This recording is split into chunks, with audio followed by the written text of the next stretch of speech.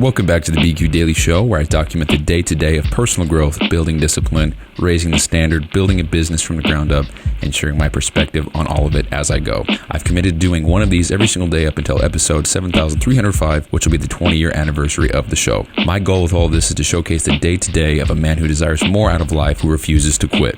And it is my hope that through documenting the journey, it will inspire, help, guide, or serve as proof for anyone looking to get more out of life as well. If I can do it, so can you. You just have to start. Holy shit, dude. Episode 150. We made it to 150. That's 5 months in a row. Not missing a day, not missing a single recording session. That's so sick. So happy 150. Doesn't mean shit because we still got 7,155 more to go. So we're almost there. But anyway, I got two things I'm going to talk about today. So first one being, so I always hear when, okay, so here's some backstory. I get really upset when people discredit other people's hard work or success by saying it's easy for them, or that they had an easy path, or that they had an advantage or something like that. And a really great example for this is when people say, when people look at big, fit guys, or girls for that matter, who, doesn't matter, take steroids.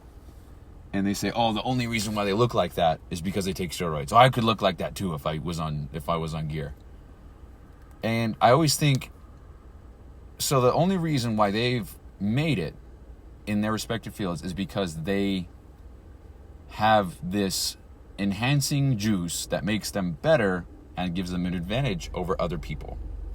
That's the only reason. That's the one singular reason why they made it and nobody else has. That bugs me so bad because in the context of bodybuilding, because this is the example I said, if you take steroids, you still have to work out. You still have to eat clean. You still have to eat enough. You still have to eat the right amounts. You still have to sleep well. You still have to train hard as shit. You still have to recover properly. You still have to put all the focus and intention on everything that you're doing. Because if you don't, you're kind of wasting everything, you know? You still have to put in the work. That's all I'm trying to say. And so to think that people, dude, it gets me so bothered. People just don't get it. And that's fine, because there's a lot of things that I don't get either. But it's like, okay, so where I'm trying to get to here with this, people will say, oh, if I took steroids, I'd be like that too. And my first thought is always, no, you wouldn't. But go ahead and try, right? And so comparing that to any other area of life, oh, the only reason why he's able to do this is because he doesn't have a kid, you know? Or the only reason why she's able to write a book is because she doesn't have a family to worry about, you know? It's all this fucking bullshit, bro. And now that I've been, I guess, exposed to different ways of thinking and different perspectives, or whatever you want to call them, it's widened the way that I perceive information and how I then think about that information. So, for example, I guess, I don't even really know where I'm going with that thought, but there's always going to be something that could have made it easier for the person that who isn't doing the shit to achieve. And here's an example, and I wrote a whole thing about this, and it's funny because you could write a whole book, and this would just be an ongoing thing. Here's what it would be. There's going to be people who say that the only reason why I was able to get where I'm at is because I don't have kids. Okay, so I don't have kids. There's some validity to that argument. Kids take a lot of time, resources, finances. I get correct. So that's correct. That's a valid statement. There's some validity to it. It's not, you know. So let's say I have a kid then. I have a kid. People will then say the only reason why I was able to get to where I'm at is because I only have one kid, not three. Okay. Well, again, there's some validity to that statement. I just have one kid. Having two kids is more time consuming and probably more financially demanding than one. That's a fair statement that has some validity to it. There's truth in that statement. Let's say I have three kids then, okay? There will always be someone who says the only reason I was able to do everything I'm doing is because I don't have three kids. And you could just stack that until you have the most complex situation in life or the most crazy circumstances. You could stack that and stack that and stack that. And I actually fully plan to do that just for, you know, I guess comedic purposes, to illustrate an example. But it's just always going to be something. And that used to bother me a lot, to think that because I have explored the idea of hopping on steroids, but I'm not really sure if that's the direction I want to go. And so they also have a very negative connotation to it. There's a lot of ways you can go about them in a more safe manner. I'm not saying that they're safe. Don't condone the use of any of that shit, so don't come after me. Don't take the shit. It's dangerous. That's my disclaimer. So anyway, that's that. And so to think that somebody could just discredit, for example, we'll just say Arnold, discredit his entire success because, he wouldn't have done it if he didn't take steroids. He'd be a nobody, It's like, he really would, huh? So take away the drugs from everything. Do you think Arnold, let's pretend that it was drug-free. There was no such thing as steroids. Do you think Arnold would still be the champion? If you don't think so, why do you think that? So that's one thought. So here's some more thoughts. So of course you make a lot of money. I'd have a lot of money too if all I did was waste my life away working. So that, again, there's some fairness in that statement. What's inaccurate is the use of the word waste, which is, I guess, subjective based on personal values. If you like to work and what you do for work is enjoyable and fulfilling, that's probably not what other people define as work. So therefore, no shit, right? So no wonder you're able to do all this. You don't socialize, see your family, or talk to your friends. And that one's, if the booth hits, then where, right? That's me. So I think this is interesting because, and this goes with everything I just said, that assumes that in order to be at any point in life that is identical to me, which ain't shit, you can't socialize, you can't see your family, you can't talk to your friends, you can't go out and have a good time. That's what that assumes. But surely people have made it while doing the previously mentioned things. It just goes back to personal values. So to say that the only reason why I'm where I'm at is because I don't do those things means that nobody else ever has gotten to where they are doing those things. But I promise that I don't know big names. I don't know. I'm pulling a blank on, I don't know anybody famous. Jim Carrey, I don't know. That assumes that Jim Carrey got to where he was, not talking with friends, not talking with family, not socializing, only working, only act. And I don't even know him, but I know that's false, right? And that goes back to what Alex Hermosia said, where he says, if you don't have time to do something, that means that you assume in order to do the thing, that means life has to be pretty much empty. You can't be working on this or that or have this project. So are you going to have a busy life? Probably. So that means you should probably figure out how to do the thing you want to do while you have a busy life. Otherwise, you'll assume, or you will resort to the fact that, I'm busy with this thing. I can't work out. But reality is, you just have to put it in your schedule somehow. You have to make the time. And if you don't, and you wait till life is empty, that means that in order for you to work out, life has to be empty. And is life going to be empty for you? It's probably not going to be. So you got to figure that out. So that's very butchery what Alex said. So you have no balance. All you do is look after yourself. I'd be able to afford that too if I didn't have any other responsibilities. I'm just myself. And there is some validity again to that. Unbalanced circumstances lead to outsized returns. So being unbalanced is often seen as bad, but why is it bad?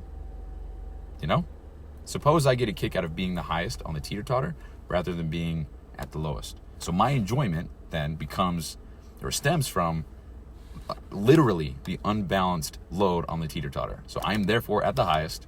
So I'm not the fat kid. Don't cancel me. I'm at the highest, right, of the teeter-totter. No pun intended. I am the highest on the teeter. I'm reading a thing that I wrote, if you couldn't tell. And enjoying my time being on the unbalanced ride. It is a desired position to be in for me. So in other words, my desires, independent of the sacrifices or trade-offs, lead to happiness, fulfillment, and abundance for me. And so yeah, that is absolutely correct. If the person I hop on the teeter-totter with wants to go up and down, they're seeking balance. I'm not. 2 goals, 2 outcomes, nothing bad, nothing good. It's just preference based on the desired outcome. And that's all that is. So I'm going to share one more, I think. So, and I really want a Lamborghini, so this is an example. Yeah, you have a Lamborghini, but so first of all, I want to say, everything that I'm saying right now could be stacked on top of you don't have a kid, that's why you're able to, you don't have to worry about anybody but yourself, that's why someone will always say some shit, and that used to bug me. thinking that I could find or live a certain way where nobody could say something about it. But the truth is, there will always be something, because somebody will always find a fault in your game or make an excuse of why you have it easier than they do, or why they have it harder than you do, whatever the case may be. So this can just be stacked on top of one another to infinity. So the last one here is, okay, yeah, you have a Lamborghini, but you traded half your life away to have it. At least I have memories. And nobody said shit to me about that. I don't have a Lamborghini. I'm sure somebody will at some point. That's just me projecting that because I'm insecure about that. You can tell based on this whole podcast episode that's where this stems from, right? I can't stand when people discredit other people's success because they think they had it easier than they did. Anyway, so correct. Big goals take a lot of time to achieve. Giant goals take even longer time to achieve. And monumental goals take decades. I, quote unquote, traded half my life to buy this car because of what the achievement means to me. And by quote unquote trade, I mean I swapped Netflix, drinking, guys' night out, drugs, doom scrolling, bitching, gossiping, and time-wasting activities for intentional work that I found joy in. I willingly sacrificed a lot to make this happen. This goal got me out of bed in the morning and got me to work hard. I helped a lot of people in the process and also missed out on a lot. If everyone owned a Lamborghini, there would be nothing special about owning a Lamborghini. This goal gave me direction, and without this goal, I'd be living in a nightmare for me, which is a social norm of today's world. 9 to 5, Netflix at night, drinking on the weekends, miserable, fat, and lazy, all in the meantime. No thank you, I gotta steal. I'm only 38 and I own a Lamborghini. Not to mention, if I work my ass off to own a Lamborghini, do you think that is 1,000% selfish, that nobody benefited on planet Earth from me having a desire to work hard? Let's say I make a company, and the company has 100 employees by say 30 years from now. I think 100 employees for a company is small in today's world, right? I don't know. It's how much I know about business. So say in 30 years, I have a company that has 100 employees, and half of those employees make $200,000 a year. Not to say that they wouldn't be where they are without me, but they sure as shit wouldn't have the job and the opportunity that I provided them without me. So therefore, my selfish, quote unquote, goal to own a Lamborghini, to waste, quote unquote, my life away, provided 100 other people, or 50 because I said half, 50 other people with success and freedom and financial abundance and the means to support their family, because maybe these motherfuckers have 10 kids each. And there's a bee, it's coming in my car. Hell no, we're good. I can't stand bees, dude. Wasps, hornets, all the same shit to me. You can just fuck off. Okay. So, and so all that to say, is it really that selfish to pursue something like that if I'm going to help? Okay, for easy math, let's say, I'm going to exaggerate this because extreme examples are more easily digestible and understandable. Let's say I have 100 employees, and every employee has 5 people to their family, including themselves. We'll just say it's a wife, 3 kids, whatever, or a husband, whatever, 3 kids. That's 5 people times 100. That's 500 people. My selfish goal to own a Lamborghini, that's a byproduct of the ultimate thing that I'm trying to achieve, which is success and abundance, all that stuff. So I get a Lamborghini, and it's irrelevant what car it is. It's irrelevant what I even buy, but it's the goal itself. And in this case, it is a Lamborghini. I get the Lamborghini or the house or the whatever you want to call it, the plane. It doesn't fucking matter. I get the thing. And 500 people benefit from me chasing that thing. So I wasted my life away making 500 people's lives exponentially better. I'll take that all day. At least I have memories. Yeah, I give 500 people memories. You know? It's just perspective, dude. That's all it is. And so, anyway, that's that. And so, all that to say, again, because I say that every episode, I think I've kind of come to the conclusion and come to the stance that no matter what, somebody will always say something. Somebody will always find something to pick at, to say why you had it easy, why they had it hard, why it's easy for you, why you have the advantage. But I don't know, man. It's just everybody's got their faults and their flaws. They've got their advantages. They've got their talents, skills, whatever. Just matter how you use them. I think my yearbook quote is literally, whatever you choose to be in life, be a good one. Whatever you are in life, be a good one. It's by Abraham Lincoln. And I chose that on the spot. Didn't put any thought into that. But it's true. So anyway, that's that. And then, yeah, actually, you know what? That's all I'm going to share, because there's one more thing I want to talk about, and I keep putting it off, but it's definitely a whole episode. It has to do with retirement. So I'll put that off a little bit later. So that's that. Appreciate you guys listening. This was a good one, I think. Felt like I very concisely got my point across. I don't know if it's portrayed or if it was received that way, but I sure as hell feel that way, so that's a good feeling. So anyway, that's episode 150. Almost halfway to a year of the next 20. All right, guys, peace. That's it for today. Thank you so much for listening. And as a daily reminder, this podcast does not focus on sound, quality, or professionalism as much as it does just getting a message out, sharing the wins and losses of the day, and just documenting the day-to-day through it all. So if you want to keep up with me, it would be awesome if you could give the show a follow on the platform you're listening on, as well as a rating or review. Support this early on goes such a long way. So thanks again, and I'll see you tomorrow.